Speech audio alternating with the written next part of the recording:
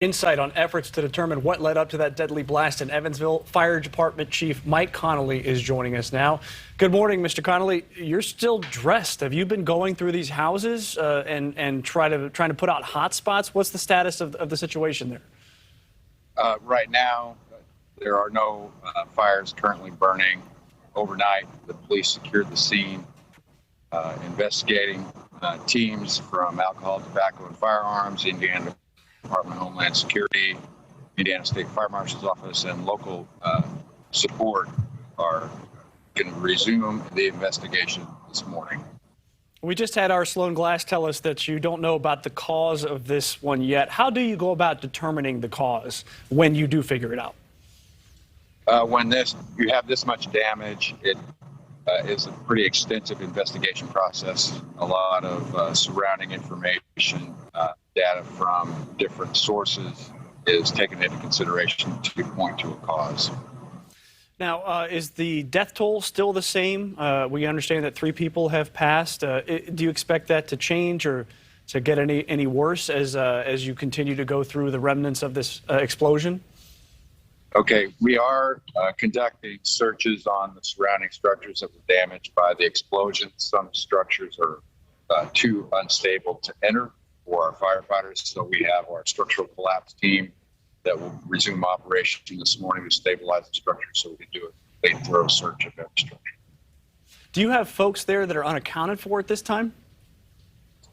The Red Cross has done a good job rostering people that live in the area. We don't yet have reports of anybody unaccounted. That is great news. When it comes to this 2017 explosion, we keep saying that it was similar, but you were there. You might be aware of whether or not it really was similar. Are there similarities here? Are there differences? The magnitude of this explosion was much larger. With 11 homes here that are uninhabitable, the collateral damage is much greater in this explosion than the one in 2017. And I understand there's no cause yet determined even way back in 2017. Is there something what would obscure you from finding a cause of something that happened 5 years ago, especially now that it might have some bearing as to what happened here today or yesterday? Well, again, the extensive damage, if you've seen the aerial footage and the footage from other media outlets, it's complete and utter destruction. And so for 5 years ago, how is that area? We understand it was just a few blocks away. What's the area that was blown up in 2017 like, and kind of what does this new area where this newer explosion happened have ahead of it to recover? There's going to be quite a bit of rebuilding because the structures that were damaged surrounding the house explosion will need to be torn down and rebuilt.